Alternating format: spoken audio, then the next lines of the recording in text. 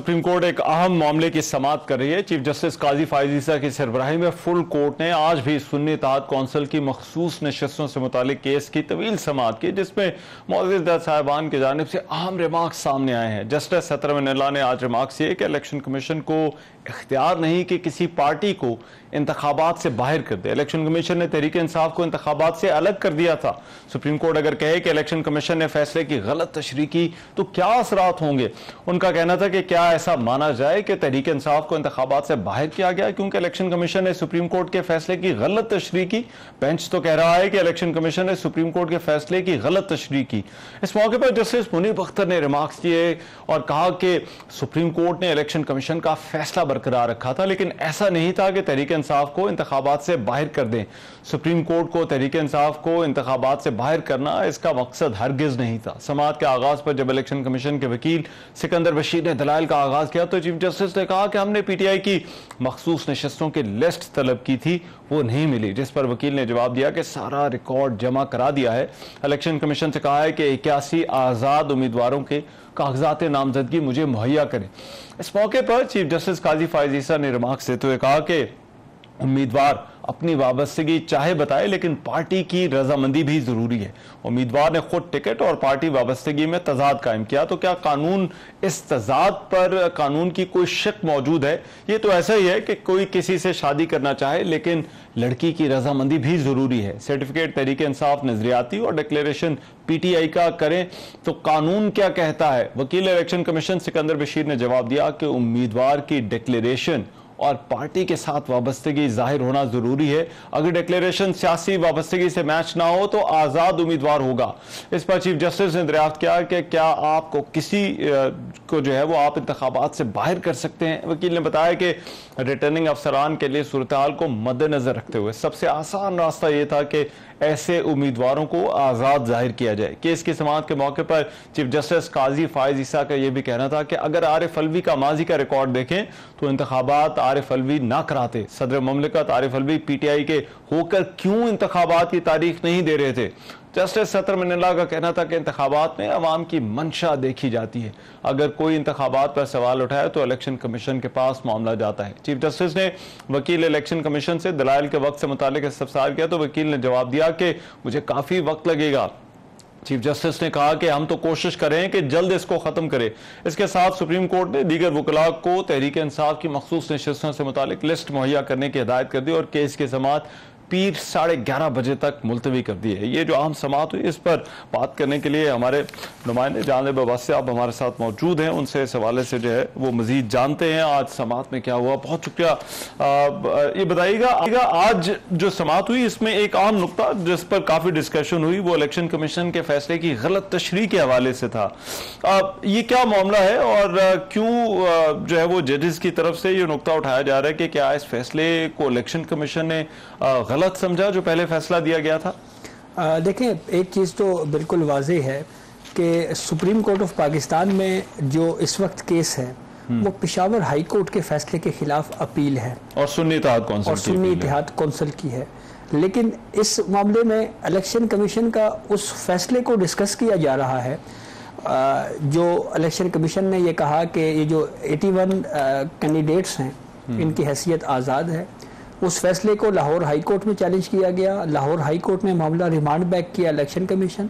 उस फैसले के खिलाफ सुप्रीम कोर्ट आई और फिर उसके बाद सुप्रीम कोर्ट ऑफ पाकिस्तान में रजिस्ट्रार ऑफिस ने उसके ऊपर एतराज़ात आयद किए।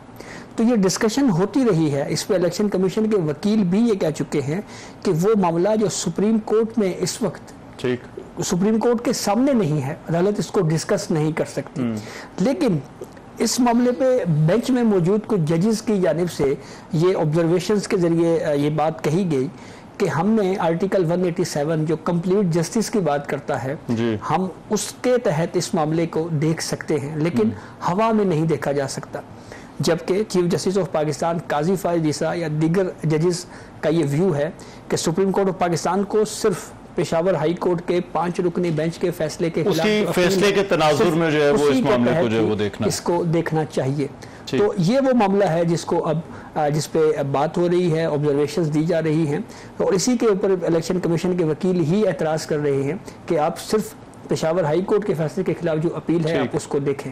एक और मामला जिस पर बहस हुई वो तहरीक इंसाफ के या ये जो आज़ाद उम्मीदवार थे इनके सर्टिफिकेट के हवाले से था कि इनका सर्टिफिकेट तहरीक इंसाफ का था, लेकिन डिक्लेरेशन जो था वो पाकिस्तान तहरीक इंसाफ का था। इस मामले पर जो है वो इलेक्शन कमीशन को उनकी क्या राय है या उनका मौक़िफ़ जो है वो क्या है, और फिर इस पर आज क्या बात हुई? देखिए, ये बहुत अहम सवाल है और बिलखसूस ये बात जस्टिस नईम अख्तर अफगान साहब की जानिब से की गई, क्योंकि आज इलेक्शन कमीशन की जानिब से इन 81 कैंडिडेट्स की जो समरी है उसकी डिटेल सुप्रीम कोर्ट में जमा करवाई गई, और उसमें कुछ कैंडिडेट्स ऐसे थे जिनकी तादाद 35 बताई गई है। वो कैंडिडेट्स उन्होंने अपने नॉमिनेशंस पेपर में जो पार्टी वाबस्तगी का जो खाना है उसको खाली छोड़ा।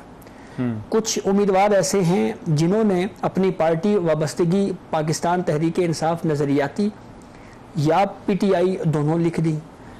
कुछ ऐसे उम्मीदवार थे जिन्होंने पार्टी सर्टिफिकेट्स ही नहीं दिए।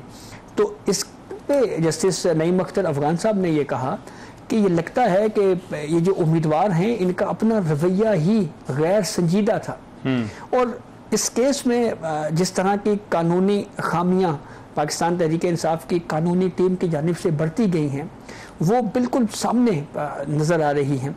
तो इसीलिए अब जस्टिस याहिया अफरीदी साहब की जानिब से एक ऑब्जर्वेशन जब ये केस ख़त्म हो रहा था तो उन्होंने दी।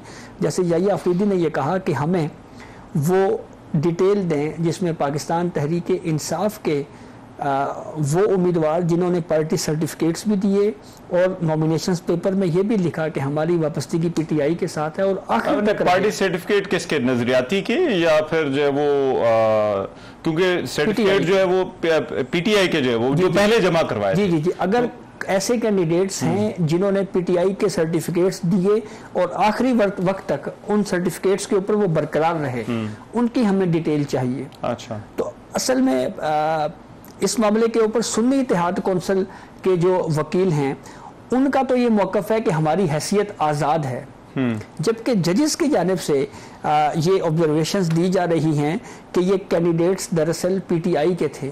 अच्छा, तो एग्जैक्टली इसी के ऊपर फिर इलेक्शन कमीशन के वकील जो हैं वो ये एतराज़ उठा रहे हैं कि जजेस वो क्वेश्चंस नहीं पूछ सकते जो सुन्नी इत्तेहाद कौंसिल का केस ही नहीं है। अच्छा, तो ये वो बुनियादी हमें एक तरह सा इस केस के अंदर जो है वो टकराव हमें नजर आ रहा है। और आज ये भी जो है वो हिंट दिया गया कि हो सकता है इस केस का जो फैसला है वो जल्द आ जाए। चीफ जस्टिस ने जब इलेक्शन कमीशन के वकील से कहा कि जो है वो दलाइल को जो है वो कितना वक्त लगेगा आपको मुकम्मल करने में, तो आपको लगता है कि इस केस का फैसला भी जल्द हो जाएगा, आने वाले हफ्तों नहीं तो दिनों की बात है? देखें, इलेक्शन कमीशन के वकील ने तो गुज़िश्ता हियरिंग के ऊपर कहा था कि मैं 30 से 40 मिनट तक अपने आर्गूमेंट्स जो हैं वो कंक्लूड कर लूँगा। अच्छा, लेकिन केस में जजिस की जानिब से कुछ क्वेश्चंस किए जा रहे हैं और वो उन क्वेश्चंस की वजह से केस जो है वो हमें थोड़ा उसका वो फैलाव होता हुआ हमें केस फैलता हुआ नज़र आ रहा है। कभी एक डॉक्यूमेंट मांगा जा रहा है, कभी दूसरा डॉक्यूमेंट, तो इसकी वजह से केस थोड़ा सा आगे ज़रूर गया है। तो होपफुली मंडे या नहीं तो एक हेयरिंग और 1 या 2 हेयरिंग्स में ये केस कंक्लूड होने जा रहा है। और एंड टाइम के ऊपर पाकिस्तान तहरीक इंसाफ ने भी एक दरखास्त दायर कर दी है और कहा है कि मुझे फरीक बनाया जाए। तो अब ये फुल कोर्ट ने डिसाइड करना है कि क्या पीटीआई को फरीक बनाकर सुना जाएगा या नहीं, क्योंकि इलेक्शन कमीशन की प्रोसीडिंग में पीटीआई फरीक नहीं थी। पेशावर हाई कोर्ट में जब मामला गया उस वक्त पीटीआई फरीक नहीं थी।